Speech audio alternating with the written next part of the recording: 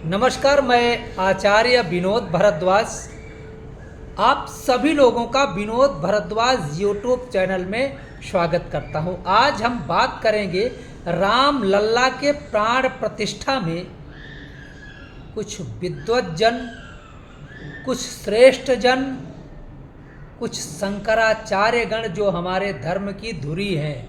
मैं जो क्षमा चाहूँगा, शंकराचार्य का यदि हम नाम लेते हैं तो हम साक्षात शंकर मानते हैं, उन्हें प्रणाम करते हैं।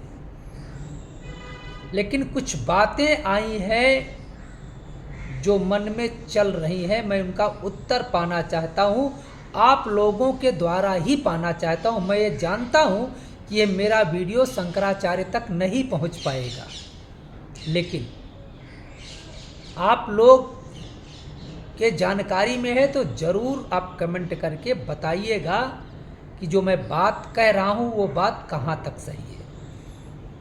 देखिए, जब कोई भी व्यक्ति अपने गृहस्थ धर्म को छोड़ देता है तब वह सन्यासी होता है। शास्त्रों में कहा गया है, दंडक धारण मात्रेण नरो नारायणो भवेत्। अर्थात जो भी व्यक्ति दंड को धारण कर लेता है, दंड का मतलब जो एक लंबा सा होता डंडा, उसी को दंड कहा जाता है। तो दंड को धारण करने वाला व्यक्ति नर से नारायण के पद को प्राप्त कर लेता है। तो भैया, जब नर से नारायण के पद को प्राप्त करता है तो वह ना किसी मूर्ति के सामने, किसी प्रतिमा के सामने, किसी देवता के सामने अपने सर को नहीं झुकाता, अग्नि को नहीं छूता। यहाँ तक कि कहा गया है, काष्ठ की भी स्त्री का स्पर्श यदि दंडी कर ले तो उसे निश्चित रूप से एक तरह से यज्ञ होती है, प्रायश्चित यज्ञ, उस यज्ञ को संपूर्ण करना पड़ता है। दंडी को कभी भी किसी खास जगह पे नहीं जाना चाहिए जहां एक तरह से दुनियावी कार्यक्रम होते हों।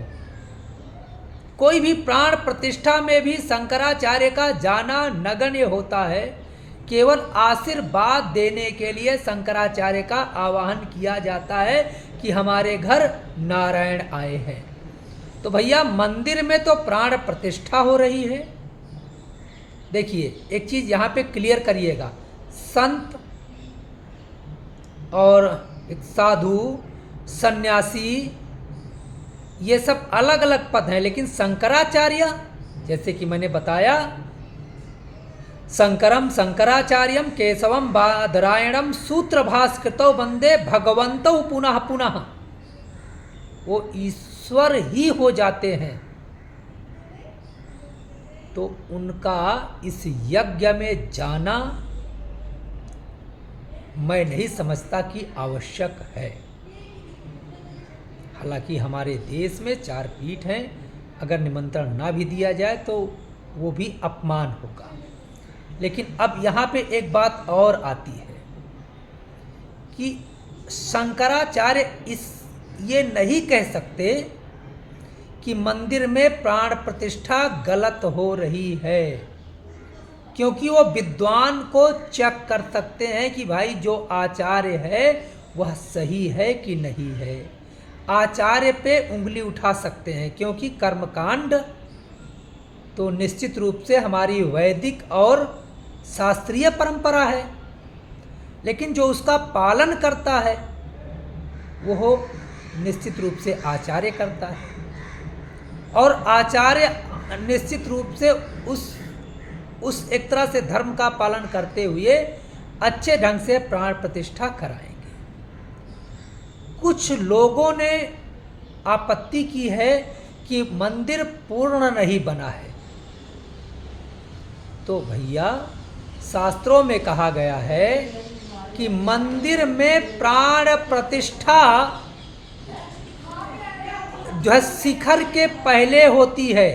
अर्थात जो वो एक तरह से शिखर होता है ऊपर का, जो जो झंडा लगा होता है, उस शिखर के लगने के पहले मूर्ति की स्थापना की जाती है और मूर्ति की स्थापना के बाद उस शिखर को कोई सन्यासी लगाता है जिसके कोई संतान नहीं होती है, जिसे शिखर पूजन कहा जाता है, क्योंकि गृहस्थ को शिखर लगाने की अनुमति नहीं है।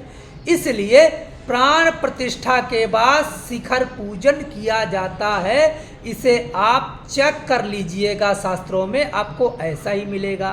तो आप ऐसा कहना बंद करें कि मंदिर पूर्ण नहीं है। मंदिर तो बाद में भी बनता रहता है, दाएं बाएं आगे पीछे, लेकिन गर्भगृह बन के तैयार हो, वहाँ पे मूर्ति को स्थापित किया जाए और जो ऊपर शिखर होता है वो रोक दिया जाता है। प्राण प्रतिष्ठा के बाद कोई सन्यासी उसे स्थापित करता है, ऐसा हमें मालूम है। देखिए, किसी को अगर हमारी बातें चुभी हों तो मैं क्षमा चाहता हूँ। कुछ प्रश्न हमारे मन में घूम रहे थे, उन प्रश्नों को आपके ऊपर छोड़ दिया है। यदि आप जो समझें कमेंट करके मुझे करेक्ट कर सकते हैं। आप लोगों का बहुत बहुत धन्यवाद। नमस्कार।